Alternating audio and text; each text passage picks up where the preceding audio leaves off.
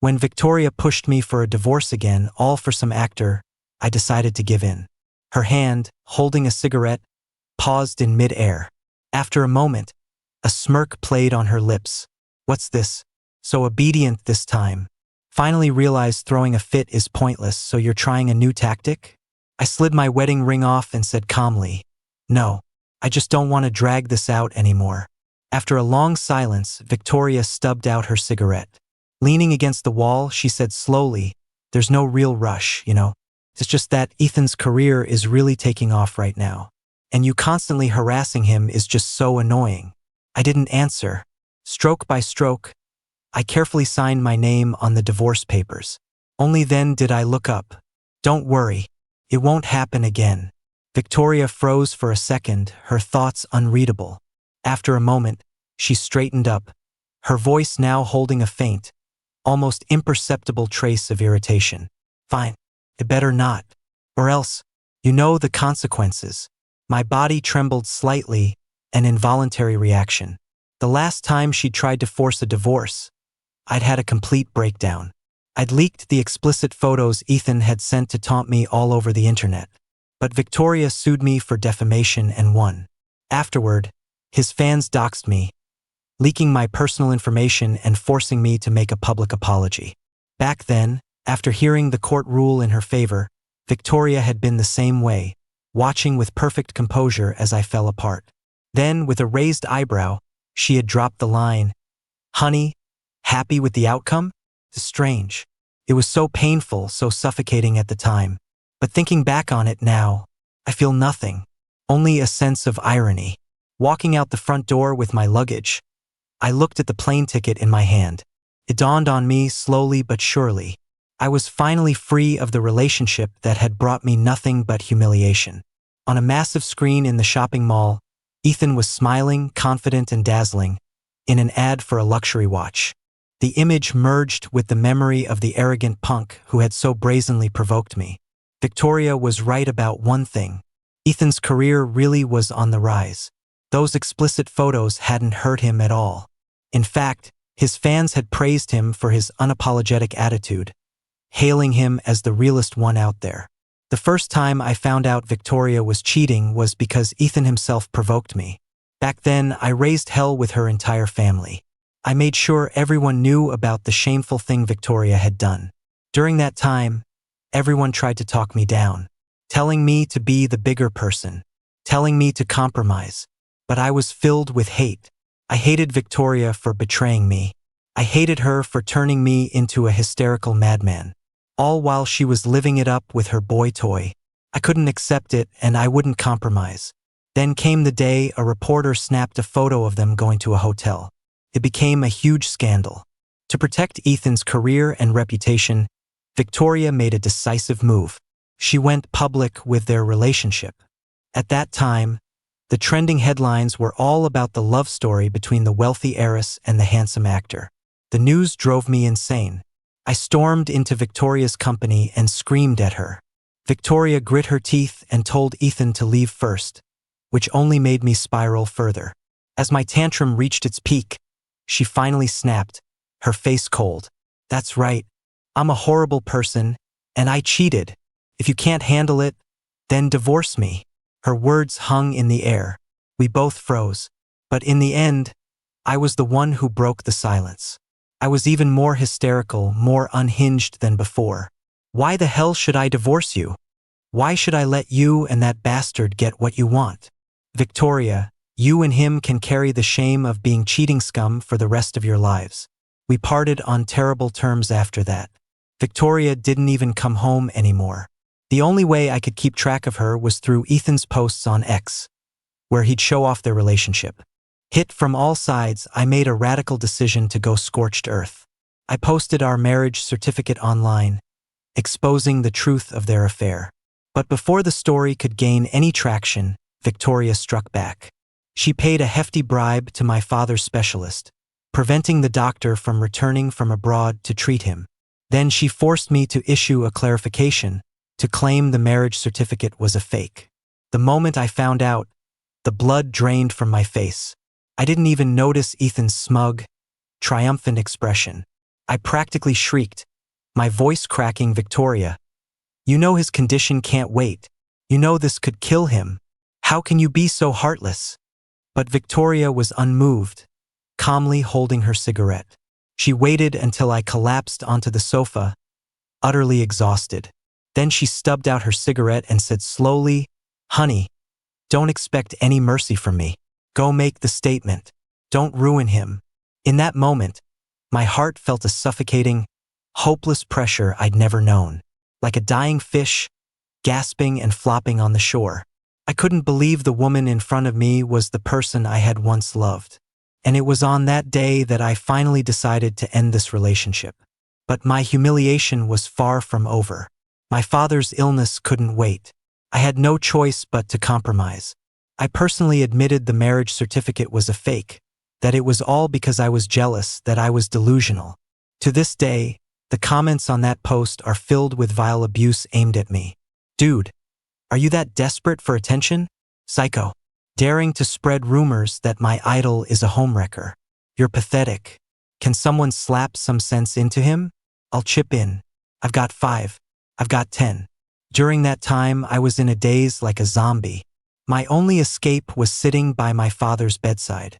Maybe I looked too worn down, because even without being online, my father sensed something was wrong. He sighed and started reminiscing about Victoria and me. When Victoria and I fell in love, she hadn't been acknowledged by her family yet. She was still the wild girl living with her grandma, barely having enough to eat or warm clothes to wear. It was my father who had supported her. He had even paid her tuition.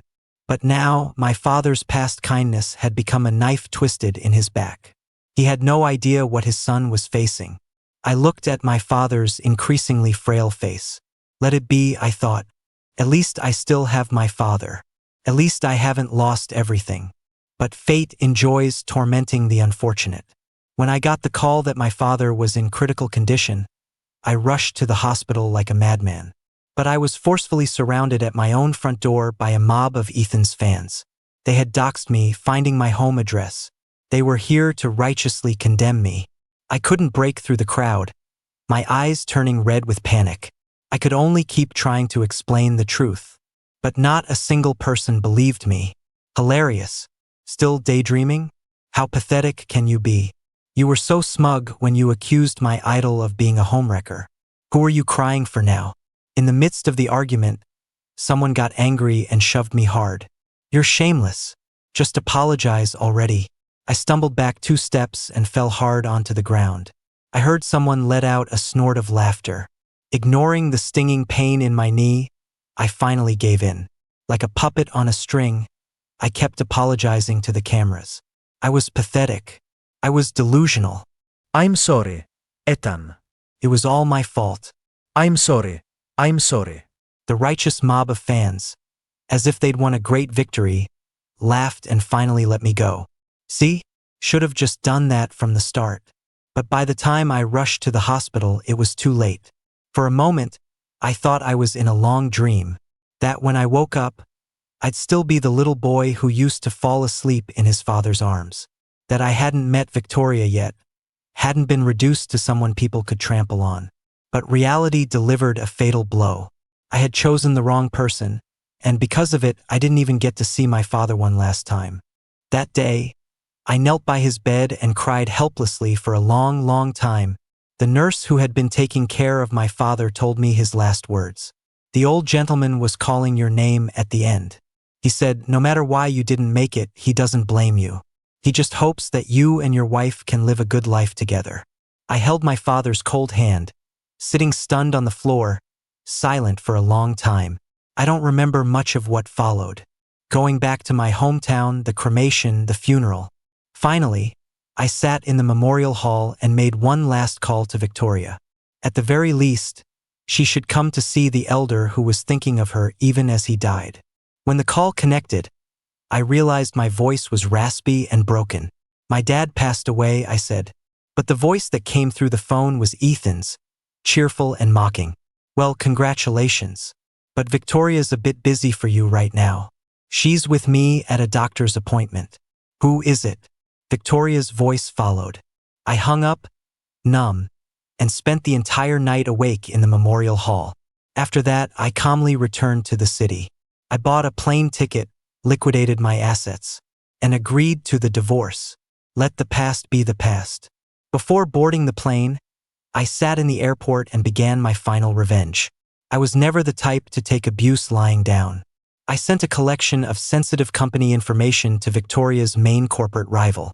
Only after confirming the money was in my account did I feel at ease. The internet was flooded with negative comments about me. I could click on any random topic and see my photo photoshopped into ugly memes for ridicule. And even after all this time, Ethan's victim-playing statement was still pinned to his profile. It was from the day I was forced to deny our marriage. Ethan, what goes around comes around. Throw all the dirt you want. I've never been afraid of anyone. The comments below were all sympathetic. Now that's a real man. People who use dirty tricks to ruin a man's reputation don't deserve to be called men. My idol is just too kind. He didn't even sue. I curled my lip in a sarcastic smile. Then, I bundled up all the taunting messages Ethan had sent me and forwarded them to his biggest competitor. A nice bit of outsourced vengeance. Just as I was about to turn off my phone, a call came in from Victoria. Forgot to tell you, the divorce cooling off period is only 30 days. If you want to back out, it's not impossible. But you'd better do something to make me happy. Her voice was as casual and confident as ever, as if she was certain I couldn't let her go. I looked at the boarding time and said flatly, "Got it." Then I hung up without another word and boarded the plane. That was the first time Leo had ever hung up on her. Victoria stewed for 5 days, still feeling annoyed. She got out of Ethan's embrace. Then she put on her trench coat, planning to go home and check things out. Ethan wrapped his arms around her from behind, clinging to her like a vine. "Victoria, stay with me a little longer." Victoria turned her head and said coolly, "About your situation. Don't tell Leo yet." Ethan pouted. "You're already getting divorced, what's there to be afraid of?" Victoria stiffened, a strange wave of anger rising in her. "We still have 25 days. How is that divorced?" She pushed Ethan away, got dressed, and went home. She hadn't been back in nearly a week, and the house was unnervingly quiet. A sense of unease crept over Victoria, and it peaked when she saw the kitchen, which showed no signs of use. She pushed open the bedroom door and rummaged through the closet for a long time. Finally, in the trash can, she saw what she was looking for: the ring. The day they signed the divorce papers, Leo had placed it on the table and pushed it toward her. She hadn't taken it, because deep down, she didn't believe Leo would ever really agree to a divorce. Even if he signed the papers, he would regret it sooner or later. After all, Leo loved her. Victoria picked up the ring and carefully wiped the dust off it.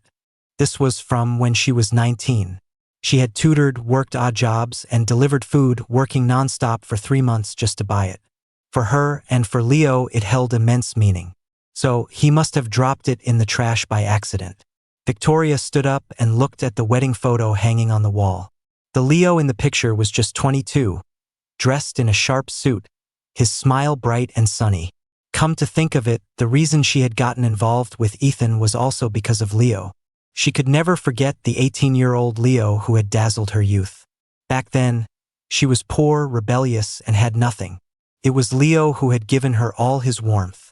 Later, she was accepted back into her family.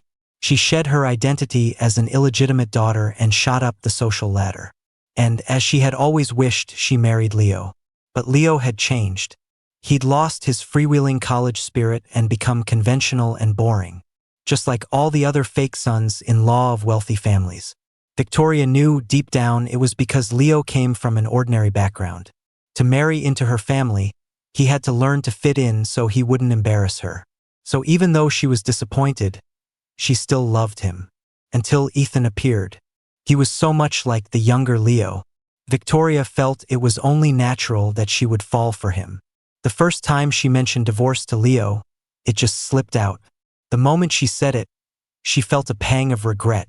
The subsequent times she brought it up were only because she felt he was making too big of a scene. She just wanted him to tone it down a bit. After all, compared to the other women in her circle, she was practically a saint. In all these years, there had only been Ethan. For Leo to make such a fuss over it was truly ungrateful. Besides, she never really intended to divorce Leo. As long as he behaved, as long as he was a little more tolerant, she would come back to him eventually once she got tired of playing around. Victoria picked up her phone, deciding to call Leo and smooth things over. But before the call could connect, she realized she had been blocked. Her brow furrowed. It seemed impossible. She and Ethan had been together for years, and even at the height of his fury, Leo had never blocked her. Before she could figure out why, her phone rang. It was Ethan. Victoria, Leo leaked our stuff to my rival's company. There's an army of trolls on X now, and the story is starting to blow up. What do I do, Victoria? I'm so scared. How could Leo be so disgusting? Does he really want to destroy me that badly? Listening to his whining, Victoria's brow tightened. Leo had pulled the same stupid stunt as last time. Hadn't he learned his lesson? She remembered Leo's pale, powerless face as he had confronted her, asking why she could be so cruel to his father. For a moment, Victoria's resolve wavered. She thought of Leo's father, the man who had helped her when she was young. In truth, she had only been trying to scare Leo back then. Even if Leo had refused to make the clarification, she wouldn't have let the man die. But Leo had agreed. He had been very obedient. I know, I'll handle it. Hanging up, Victoria was in no mood to coddle Ethan. She decided to find Leo. As long as he agreed to clear this up, she would remarry him. She'd even take him on a trip to that country he always wanted to visit. It was a trip she had promised him when they got married. But right after the wedding, she had been busy dealing with her family, busy building a career to prove herself. By the time she finally had free time, her relationship with Leo had already fallen apart. But she had still gone on that trip. With Ethan.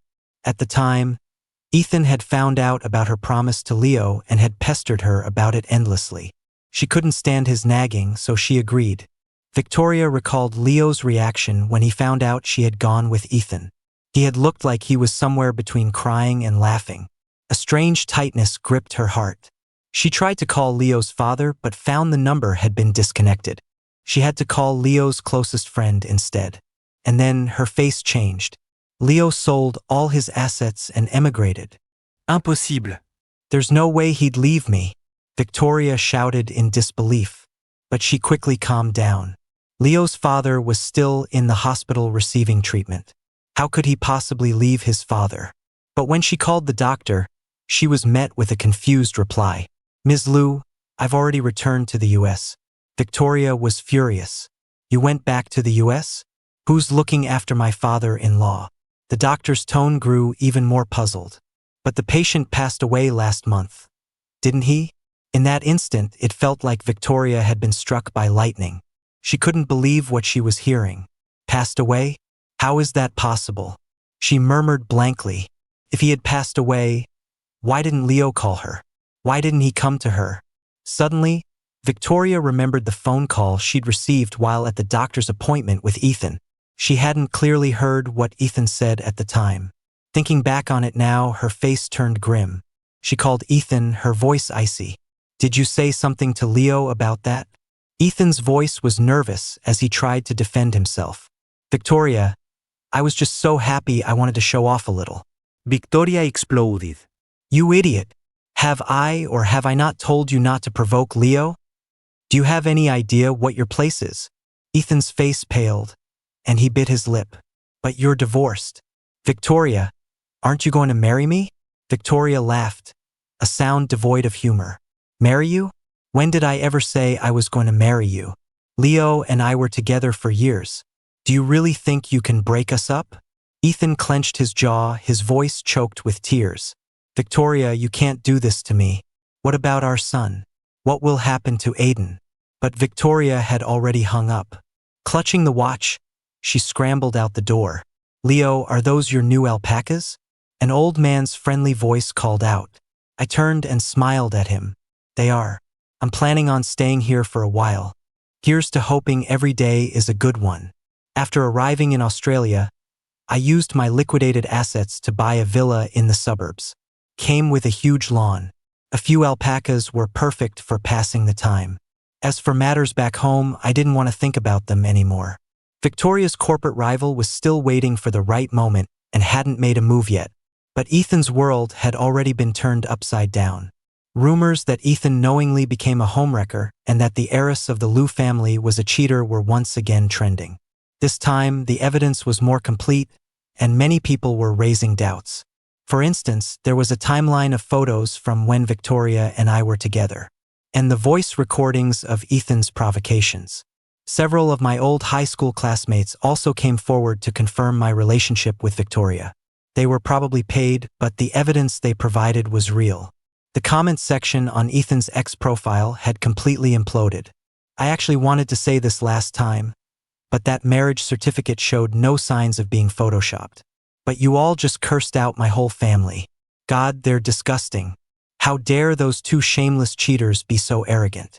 Didn't Ethan's fans praise him for being the realest one out there? The kind of real that involves taunting the husband and bragging about how his rich girlfriend spoils him. I can't even imagine how much pain the husband was in when he was forced to apologize. Ethan, get out of the entertainment industry. That cheating bitch needs to get out of the gene pool. And Ethan's fans need to get out here and apologize too. None of that had anything to do with me anymore. I hired some new help to deal with the weeds in the garden. It was too much heavy lifting for one person. My helper was a girl named Ivy, in her early 20s, with a sprinkle of freckles and a smile that was pure sunshine. Leo, I want to eat your braised ribs again. Can we go shopping for them?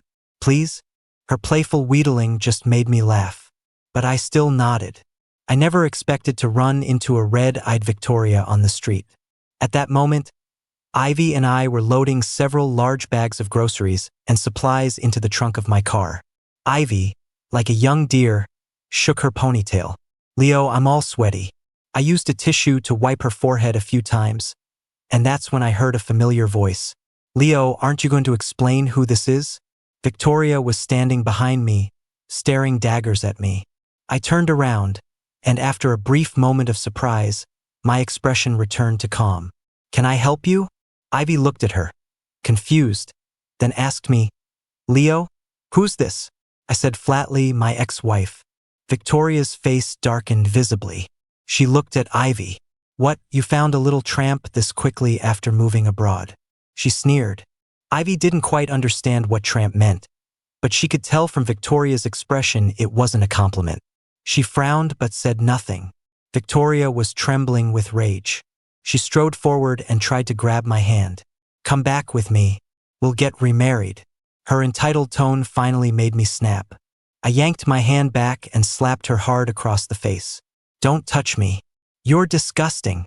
The force of the slap whipped Victoria's head to the side. Before she could even process her anger, she heard my voice, filled with revulsion. She froze. After a long moment, she bit her lip and said, I didn't know Dad passed away that day.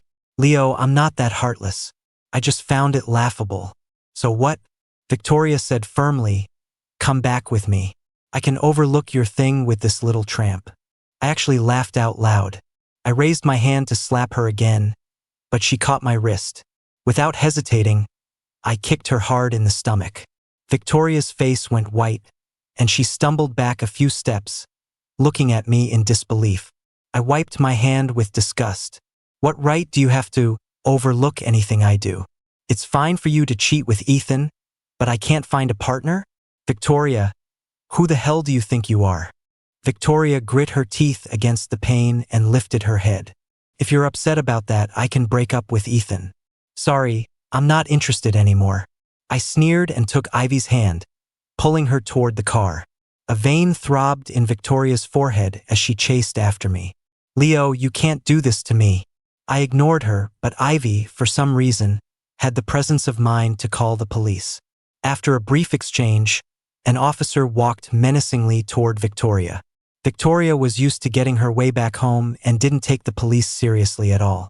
Get lost, she snapped. The officer, of course, wasn't about to put up with that. He immediately raised his gun and shot her in the leg. Victoria cried out in pain and collapsed to the ground. Watching her clutch her leg in a pathetic heap, I felt not a shred of pity, just a sense of dark amusement. She deserved it. Through the rearview mirror, Victoria saw my cold expression, and the color drained from her face. Finally, she screamed at the top of her lungs, "Leo, you get back here." "Back at the villa," Ivy said seriously. "Leo, this is too dangerous. I need to protect you." I thought about it and decided she had a point. "All right, you can name your salary." Ivy's face lit up at the mention of a salary. I had no romantic interest in Ivy, and she had none in me. The only one with a dirty mind was Victoria. After that day, Victoria seemed to quiet down. After all, if she didn't let her leg heal properly, she really would end up with a limp. The next time I saw Victoria was at the gate of my villa. This time, she had Ethan with her. Ethan clearly didn't understand the situation. The scandal back home had hurt his career, but he figured that as long as he could marry Victoria, he could live a comfortable life even without being an actor. So, at this moment, he looked incredibly smug. He grinned at me. "Leo, long time no see." But Victoria's first words made his face fall. "Leo, if you're willing to come back with me, I can make him disappear." I stared at them both, expressionless, just feeling annoyed. But Ethan's face went white instantly, his voice trembling. "Victoria, what are you saying?" "I thought you loved him." Victoria didn't speak, just pressed her lips together and stared at me, as if waiting for my answer. Ethan completely broke down. "You monster. How could you do this to me?" I calmly watched the drama unfold. Only when Victoria impatiently shoved Ethan away did I speak, slowly and deliberately. "Get lost, and don't ever let me see you again, or I'll have the police shoot you again." Victoria's face changed, and she instinctively touched her thigh. The gunshot wound there hadn't fully healed, and the phantom pain was still fresh in her mind. Just then, Ivy walked out of the villa. She was holding a shotgun. "Back off, or I'll shoot." Victoria's expression shifted again, torn between fear of the gun and fury at seeing Ivy come out of my house. She backed away, shouting, "Did you sleep with her?" I just sneered, saying nothing. Victoria and Ethan were forced all the way past the villa gates before Ivy lowered the gun. I was about to go back inside when I heard Victoria's phone ring. It was her assistant from the company. Victoria answered, and her face went through shades of green and white. She looked at me in disbelief, and at that moment, I finally remembered that my new business partner back home had mentioned something. That with Victoria's reputation in ruins and her inexplicably out of the country, this was the perfect time to strike. So, the call she was receiving now was likely to inform her that her company was in trouble. I watched her with great interest, even raising an eyebrow at her smugly. Then I mouthed the words, "I did this." Victoria's expression began to crumble, as if she'd suffered a massive shock. I swiftly shut the gate, giving her no chance to scream at me. Business problems can't wait. So Victoria only stood outside the gate for a short while before rushing back to the country to deal with the crisis. I went back to my leisurely life, eating, drinking, and enjoying myself. The alpacas in my yard grew strong and healthy, and I had enough money to last a lifetime. Sometime later, I heard that Victoria had managed to turn things around and save her company. But before I could get angry, I heard her company was in trouble again. This time it was Ethan's doing. Victoria had forced him to cut ties with their son and refused to help him pay off his massive breach of contract fines. She was clearly trying to wash her hands of him. Desperate and resentful, he chose to follow my example. He stole company secrets and sold them to Victoria's rival. Causing chaos twice due to personal issues had consequences. Victoria was directly removed from her position as CEO. Her family's company wouldn't collapse, but it no longer had anything to do with Victoria. Her ambitious uncle took over the family business and then announced that Victoria was being kicked out of the family. Victoria had suppressed her uncle for years, and their relationship was toxic. Now that her uncle was in power, Victoria's fate was sealed. Some more time passed, and I heard Victoria had been in a car accident. Ethan was the one who hit her. He had taken money from Victoria's uncle. But Victoria only had herself to blame for being so ruthless. She had pushed both of her men to drive her to her own destruction. The car accident didn't kill Victoria directly. Instead, in a crueler twist of fate, it cost her both of her legs. She was now a cripple. A fitting end, all things considered. Another autumn came, and I returned home alone to visit my father's grave. Coincidentally, on the street, I saw Victoria in a wheelchair. She looked so worn down that I almost didn't recognize her. To my surprise, she was running a small street stall. It was probably her only source of income now. I felt no pity, just a terrifyingly calm emptiness. The once envied genius had been destroyed by her own hand. I thought of Ethan again. After being forced out of the entertainment industry because he couldn't pay the fines, he had been sent to prison for assault. Thinking about it now, he should be getting out in a couple of years. I wondered what kind of sparks would fly between those two then. I didn't let Victoria see me. I just calmly turned and walked away. My father's grave was clean. I had hired someone to tend to it regularly. Looking at the gentle man in the photograph, my eyes grew moist. I knelt and whispered, "Dad, I'm doing well on my own now. I'm happy." A gentle breeze rustled my hair. Felt like my father was answering me.